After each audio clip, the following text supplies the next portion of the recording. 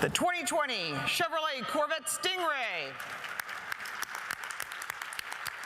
The jury panel for this award is vast, expert, deeply experienced, and so winning, a consensus from that group for Car of the Year is really, really important to us and really powerful validation of what we've been doing. The next generation Corvette stands alone as the new standard of precision and performance, of engineering and technology, of everything that makes an icon, and a Corvette, a Corvette. For us, the cars are so fast, the aerodynamics are really a safety issue. It's not like you can just pen any design and then just apply it over the rest of the body. So doing thumbnail sketches, early ideas, it helps us understand the lay of the land more or less, the opportunities that we have within the aerodynamics of this car. When you look at the new mid-engine Stingray, you can see the effect of aircraft design. Lean, purposeful surface development, and in particular, the aerodynamic aspects. In terms of the three elements that play a part in that. Drag, of course, that's the efficiency of air going over the surface. Cooling, and then downforce, keeping the vehicle stable. Those fundamentals were real important at the beginning. And once you nail those down, then it kind of gets into more of the sculpture of the car.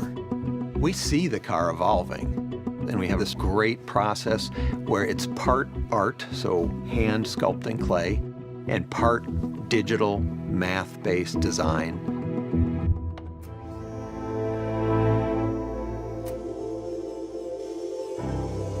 So we sculpt the car, then we scan it, and then we'll use numerically controlled machines to recut that surface back on the clay. You go back to the sculptors, and they go start finessing the car, change the surfaces, make them blend together the way you want. We started at the very front of the car, and at the very center of the front of the car is your highest wind velocity. We don't want a bunch of air under the car because that creates lift, so we have a bunch of air dams. This next car will have a hybrid rear spoiler that touches down in the middle and then flows air under it on the outboard corners. Developing the aerodynamics, there are things that we do so that we can see the cause and the effect. The Corvette has heat exchangers tucked away behind all of the openings.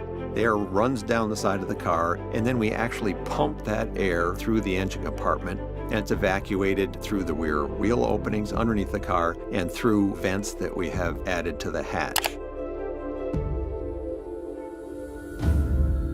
It doesn't look like there's any fat in the car at all.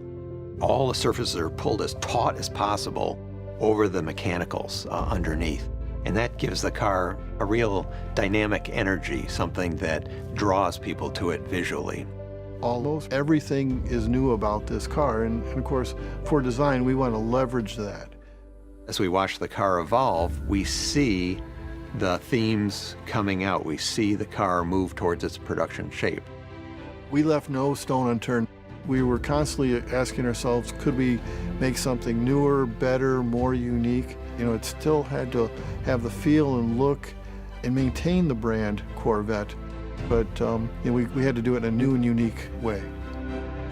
When I come in and see the sculptors and designers and engineers working around the clay model, stepping back, it's like watching a symphony orchestra with the interplay between all the different people to create a unique personality, a character, a soul for a vehicle that people will absolutely resonate with and love.